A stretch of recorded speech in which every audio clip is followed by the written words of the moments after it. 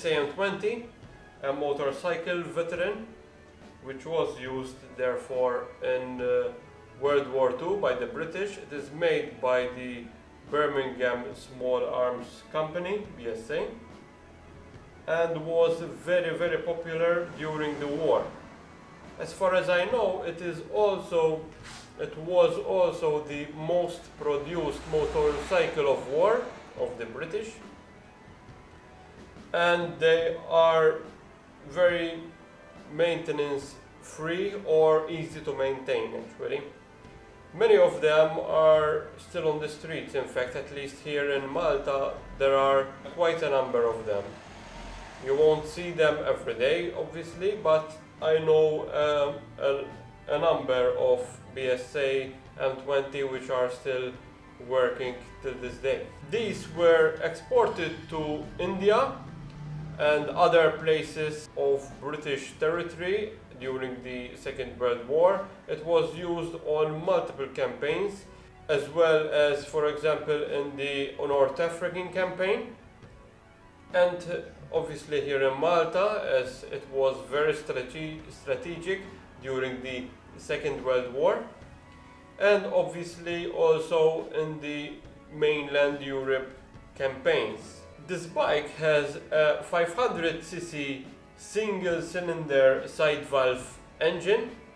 It has a lot of low-end torque, so it doesn't go fast, but it has a lot of torque.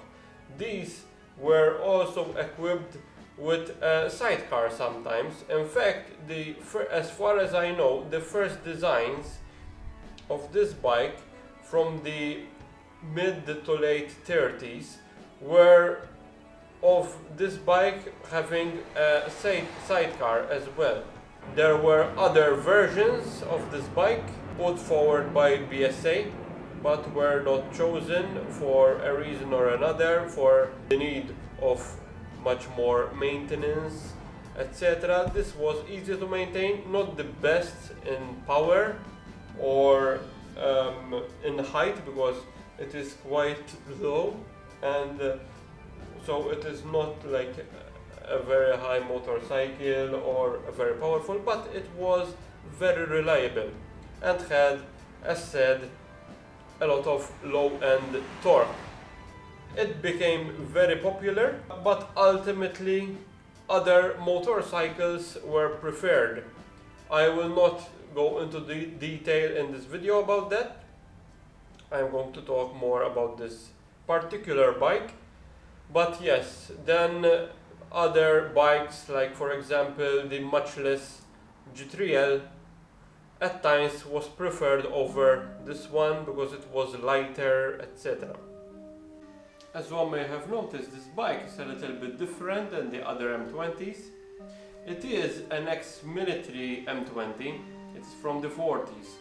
Also because my friend of mine checked the engine number and he told me it is from 1943. So it was not painted like this. It was a military bike originally, but the previous owners throughout the years made some changes to it to suit their preferences and the style of the time, of the period. The front end of this bike, so the headlight, the fork, the mudguard and the wheel, are not its original M20 parts. These are from the 1960s. They are from a BSA Gold Flush, a 650 motorcycle, which is very popular as well, a very nice motorcycle actually. So the original front end of this bike consisted of a girder fork, which is what in Maltese call as forchetta chatta, which basically means a flat fork. It had a spring in the middle. It was the old technique of suspensions for the front end. In fact, that is why I said that other motorcycles, like mostly the matchless G3L, was more popular than by the end of the war. Not only because they were lighter, but they were also more nimble to handle and were also equipped with better suspensions, because they had the modern type of suspensions in the front end, while this one had the girder fork. During the 60s, 70s and 1980s, these bikes were very cheap and therefore not expensive, because the Japanese motorcycles were being introduced as well, and these were seen as old, outdated motorcycles. So they were not seen as historic bikes back then, but were seen as just simply old, heavy bikes. With regards to the front end of this one may think about 3 reasons why it was changed. The first one may be an aesthetic type of reason, so that the bike would look modern, more modern than it actually is, and it would look more bulky. The second thing which I may think why they changed the front end on this one is to make it more comfortable, because the girder forks didn't work as good as this type of suspension, as well as having good brakes, because its original brakes really can't stop this bike very well. The third reason I can think about is maybe the girder frame got broken or something, and they had to change to another type of fork. The fork that they use, the gold flash fork, fits perfectly, so there is no modification made to the frame or anything, so one can just put on the front of the BSA Gold Flash without making any modification. So, for example, I can change the front end to the original part with just removing the front end and put that one, with no modifications made to the frame or anything. One may mention that the girder fork at times snapped. Mostly that I know of actually are because they had the sidecar and had stress because of the sidecar.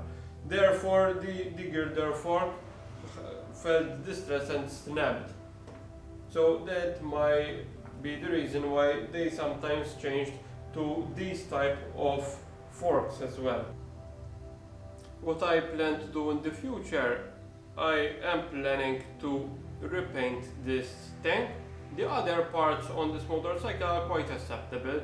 Obviously they have scratches, etc., but I mean it's okay, it's an old bike and I love it this way, in this condition actually. This bike was restored around 25 years ago. Apparently I talked to a person who repaired this bike or owned this bike, I'm not sure about that, but he told me it was done around 25 years ago. It still looks great, but I want to redo the tank now. I think it's time, because even the stickers have been ripped. Actually it is also my fault, because last year in 2019 I went to Sicily for a 3-day trip with this one. It was a very adventurous type of trip. We rode in the rain and in the sunshine. It was great. This bike performed great. We had some problems before going there, and we faced another problem when we were there, but it was a minor problem then. I will talk about that maybe in another video, about my trip there with this bike for a 3-day trip in Sicily.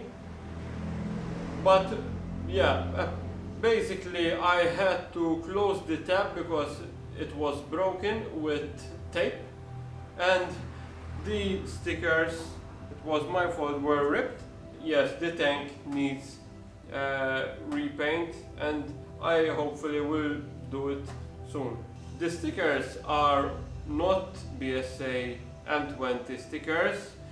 They are of the gold star stickers, so they are not correct also for this bike, but I love it. I love it this way. But yes, I will do probably a different type of paint job. Maybe also put again the green color on it. I love it as well. So yeah, I will hopefully do it in the future. We bought this bike a few years back from the son of the owner of this bike. The owner had died and the son basically sold this bike to us. We found it inside the house, so it was not even in a garage. It was used more of a object to be seen inside the house, a decorative object rather than to be used. And it is in fact very well kept. We did minor things on this bike, mainly electronic stuff, so that we have lights, because as said, I went abroad with it as well, and other small things, but mainly it is as we bought it, like we did also the mirror, and yeah, but mainly it is as we bought it. Now I am going to start the bike for you to hear it, and for another video I will maybe go around the block or something a little bit, running it in the street. But for now I'm just going to start it and leave it at idling speed.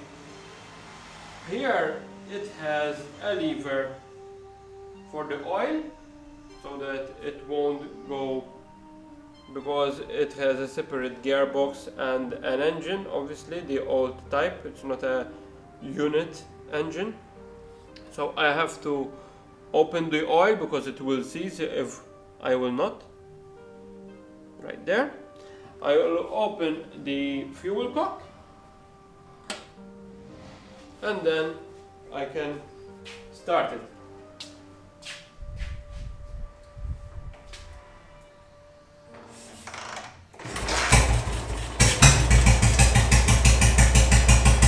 I haven't started this before, so it's the first kick.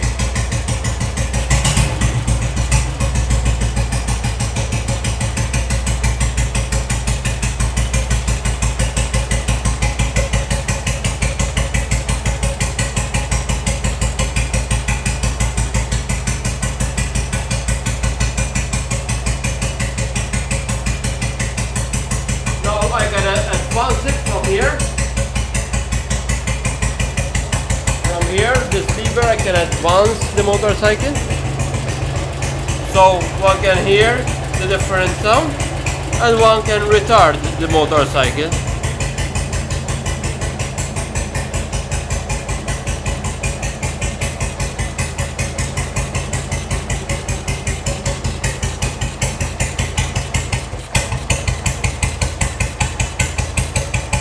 To ride it, I make it more on advance.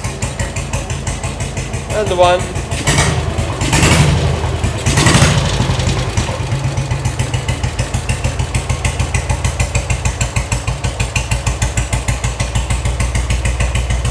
Very nice sound, eh?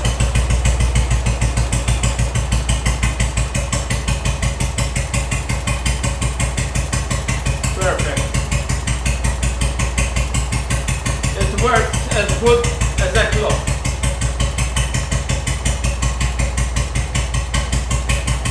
See you and thanks for subscribing. Thank you.